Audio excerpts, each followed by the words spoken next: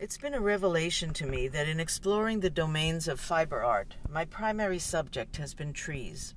All the pathways through weaving, painting, handmade paper, pulp painting, and fabric collage have all led to the same place, the woods.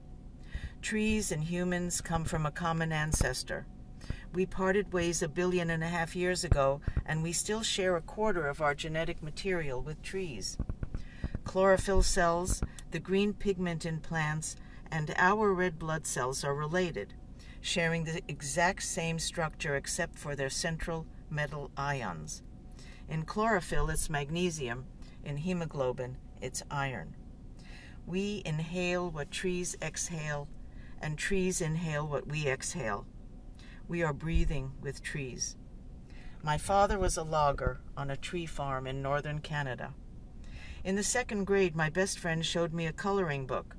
I colored a page and she commented, "You are not a good artist. You have to color inside the black lines." My parents were Holocaust survivors. I was born in a camp. My mother was a concert pianist in Poland before World War II. She wanted me to be a concert pianist too, but I hated to sit and practice the same thing over and over. My father wanted me to be a nun. I was a disappointment. My first boyfriend was an artist. I wanted to be an artist too. My first art teacher was Carolee Schneemann, a multimedia artist who used her own body to address issues of sexual expression and gender in the Fluxus and Happening movements in New York City in the early 60s.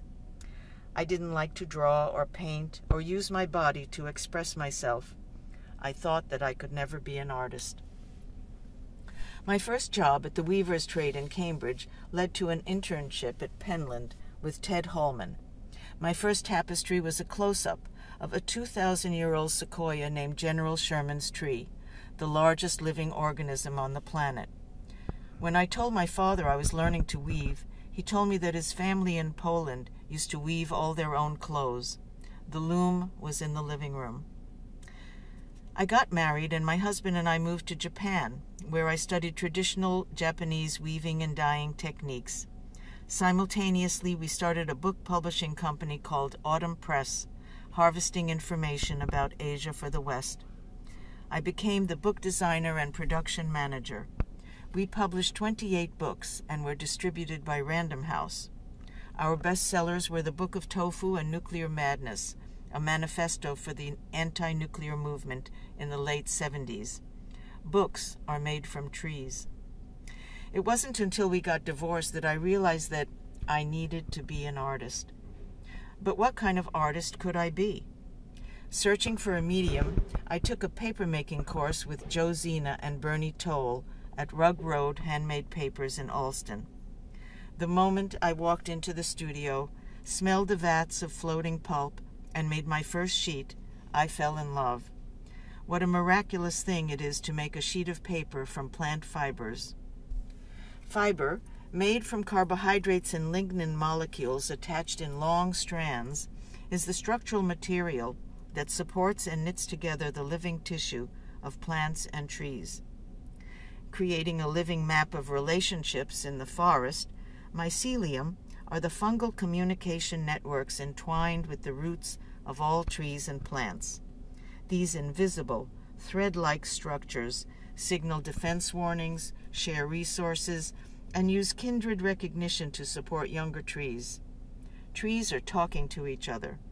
Under a microscope, mycelium look like fine lace.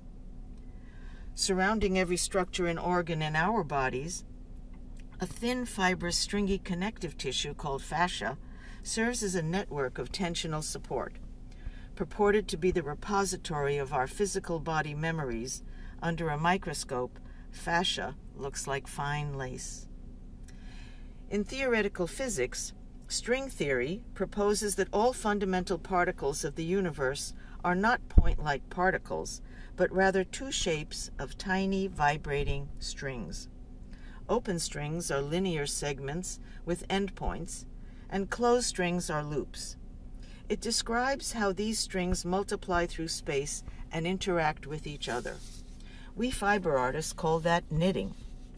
The mycologist Paul Stamets states that we are not an individual.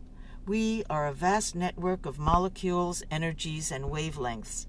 The interconnectedness of being is who we are, and we are entangled with it.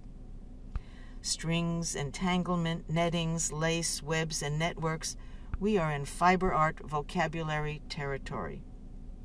Years ago, while hiking in a dense forest, I saved my best friend's life by pushing her away from a tree falling on our path. Shinrin-yoku, or forest bathing, is the Japanese word for walking in the woods. We are mirroring what the world is made of when we weave, knit, crochet, lace, knot, and stitch. Binding, braiding, netting, felting, shredding, and gluing, we are literally materializing our deep creative selves. We bind our methods and materials in order to tell our stories. The word yarn is a synonym for telling a story. Fiber art offers us visual techniques as a way to manifest our dreams, bodies, families, social, cultural, and environmental concerns, or to simply make something from nothing.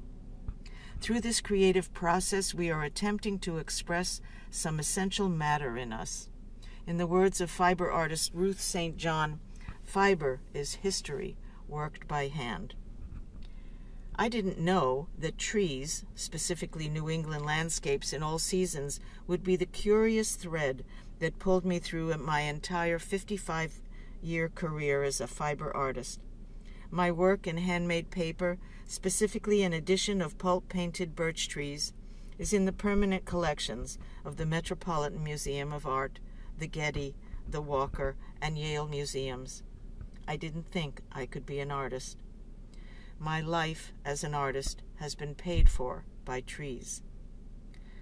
Half of our United States land area used to be covered with dense forests of pine, oak, maple, and beech trees over 1 billion acres.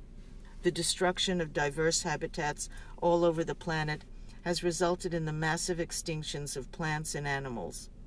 Old-growth forests that have never been cut are practically non-existent and need to be fiercely protected. Euphemistically called reforestation, the planting of one variety of tree in huge tree farms for single-use products is the dominant cause of massive toxic forest fires and one of the primary contributors to our climate crisis. We have paved paradise and put up parking lots, in the words of Joni Mitchell. My work here at Mass Art has been focused on expanding how I think about this issue. Cardboard is one of the many non-sustainable single-use products that takes 10 years of tree growth to produce.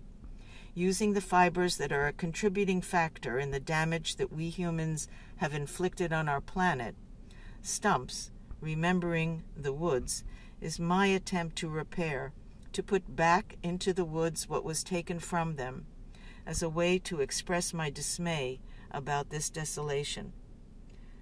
We don't make art merely for decoration.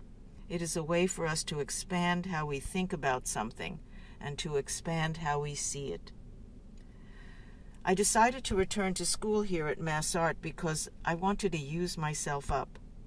As a primarily self-taught artist, forever grateful to all the mentors and teachers I have met on this path, my goal was to get a diploma and to make my long-deceased parents finally proud of me. I thought I'd be winding, wrapping, knitting fiber things up. Instead, like the weaver Penelope in the Odyssey, I've been undoing what I have been doing. My creative impulse continues to evolve instead of concluding. What I've come to realize is that I'll never be able to use myself up as the world continues to unfold and reveal itself in wondrous ways. I have come full circle here. I've noticed that something has been changing in me, and it's a little bit concerning. I think that I'm actually growing into a tree.